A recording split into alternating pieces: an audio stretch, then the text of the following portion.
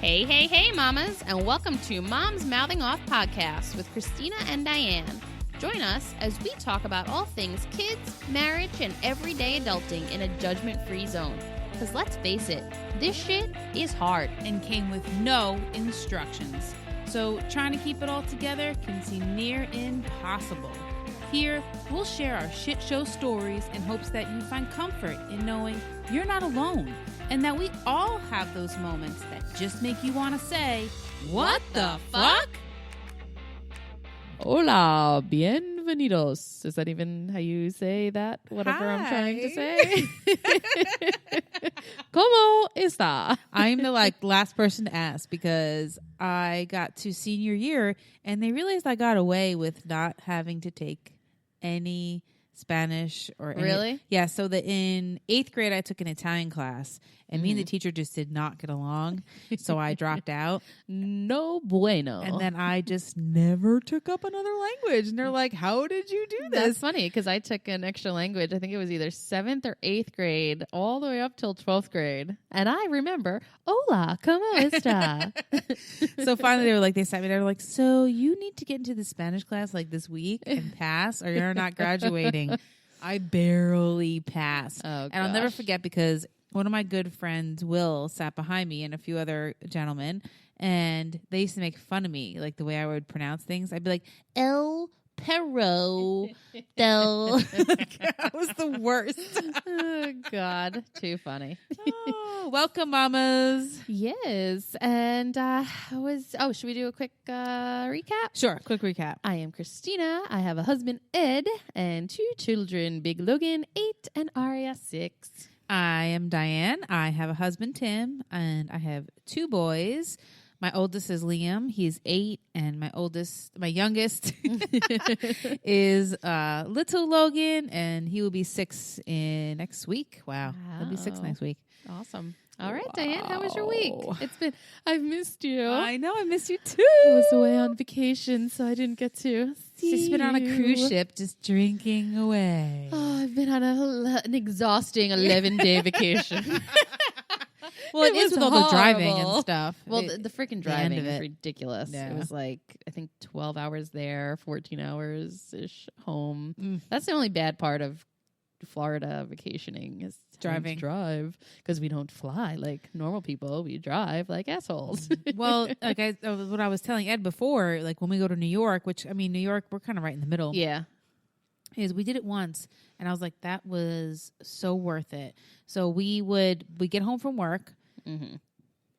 We get in the car by like 7, 8 o'clock, and we drive till like a certain halfway point, and we had to get a hotel for like $100. Right. We get there around 1 in the morning. Mm-hmm. The kids are usually sleeping half the ride. When then we get in the hotel room, everyone usually knocks right out. Then we wake up, we, could roll out of bed, get the free breakfast, and then we're on our way for the other half of the trip, which is nice is because we always make sure we get past D.C. because that's where you hit all your freaking traffic, you know? Every time. And then we get to New York by like, I don't know, 1 in the afternoon, give or take, Yeah. And I feel like it wasn't so treacherous. Like it didn't drain me, the ride.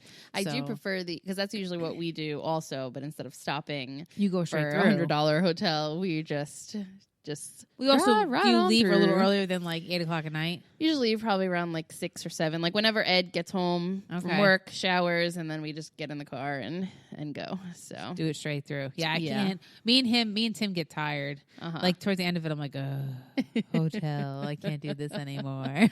yeah, no, we just breeze right on through, and then we usually get there around like 2-ish and sleep, and then get up and do what we got to do. So anyway, how was your week? So my week has been, not too bad. But so today, Liam is my sensitive one. Mm-hmm. He's overall a very good kid. He's pretty, I mean, I don't have much to compare it to, but he's pretty honest, compared to my little Logan. And, he has like he's like a little old soul, as we call him. Right. And he's always like, sensitive to other people's feelings. And he's a, overall, pretty decent kid. Right. Unlike sometimes my little Logan can be. And that's what I compare it to. So My mom texted me today while I was at work and was like, so the counselor gave me some fortune cookie that Liam wrote, and apparently there's bad stuff in it. I haven't read it yet, but just to give you the heads up. I'm like, oh, because now they've started camp, so they go to camp. Okay. So now they're in camp. So I get home, and my mom hands me. Now, do you remember the fortune cookies that, like, you know, pick a number, 1, 2, 3, 4, 5, and you go back and forth. Well, you know, they had a name for them. I know, I forgot. And you flip you flip one of the things. Yeah, and then it was like 1, 2, 3, 4, and then you flip it over, and then it was like purple, red, green, blue, and then you flip the other one over, and that was your fortune. Then G or E E. Yep. So it was one of those. Okay. That obviously somebody they're still doing that. Yes. So obviously someone must have made it for him because he does not know how to make it. First of all, right. And so my mom hands it to me and she goes, this is what it is. She goes, I looked at it. My mom puts her fingers in it and is like, purple, green, red, or blue. So she's like, he has no idea that I have this. She's like, because the counselor gave it to me and said she feels bad because she knows he's just going to lose it, you know, like get really upset. Right. So everyone there already knows how sensitive Liam is. So I'm like, okay, you know. So she like hands me the fortune cookie and I read it in this order. So I flip up the first lid and I read, it says die. Okay. I move on to the next. The next one says, don't die. Oh, okay. That's positive. That's not bad. The third one reads, sell all your money. Sell all your money. Which makes no sense because what are you selling your money for? Okay. What are you getting for your money? I don't know. But okay. And the last flap says, Mom, die. Yes. I see this. Like, what do you think? You know what I mean? You're like, right. What the fuck? And like, and I feel bad for my Logan, but like, if little Logan wrote that, you know, I'd be like, I kind of expect it from him. Not that I think my kids want to kill me, but he's just like, he's, you know, just turning 6 and he like thinks of all these like crazy things that, you know, he doesn't really understand just yet. But for Liam, and I'm just like, bud, and like, you know, this isn't right, you know? Doesn't add up.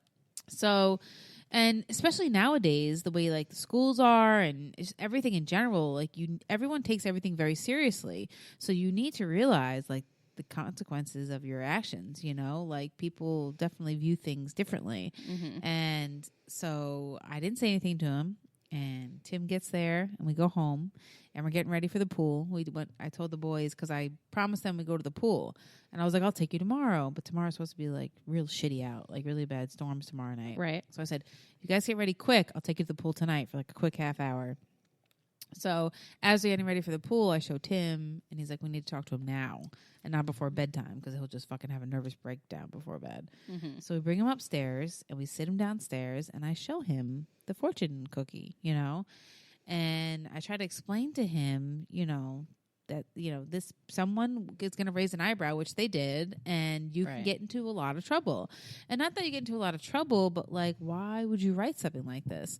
So you could tell he got like very remorseful and like sad and, you know, but he didn't freak out like I thought he was going to freak out. But I'm like, you know, bud, I'm like, why would you write such a thing? I'm like, you've never done this before. And he was just like, not that he blamed it on other kids, but he was like, I was doing this with a few other older boys. And, you know, this is, you know, what they had told me I should write in it. And partially, some of it is believable, you know. But it's like, at what point do I believe everything he says? And, you know, I want to believe everything he says. But then he'll do stupid things like, so at the pool tonight, he pushed his brother in.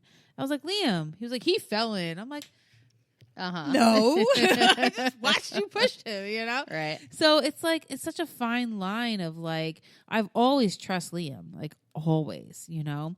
But it's like, how do you know you're not raising a psycho? Like, Liam he's always been this sweet, gentle, nice kid. And then when something like this happens, it's like, I don't know, like, I get nervous, you know? Right.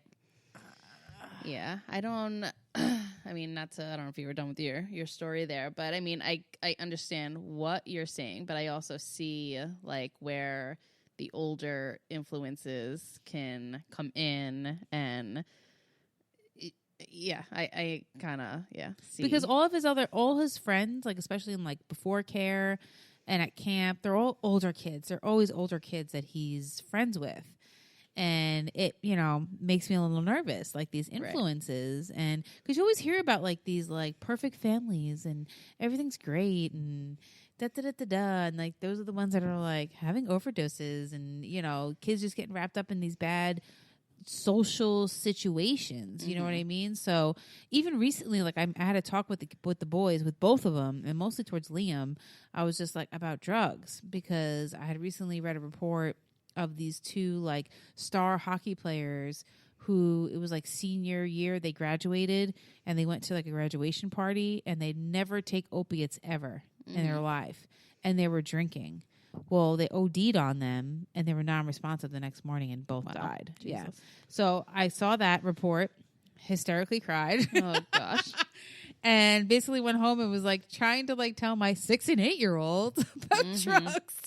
So I basically like, the way I talk to them about it, I've done this once before, was like, don't take candy that's not like wrapped up, because that was the first conversation I had with them like a year or two ago, was when like those they look like gummy bears, but there were like drugs in them. So that was like my first conversation. So I repeated that part and I said, just about don't take anyone's medication, or if they give you something that you really don't know what it is, just don't take it. You could die. Right. Trying to scare them.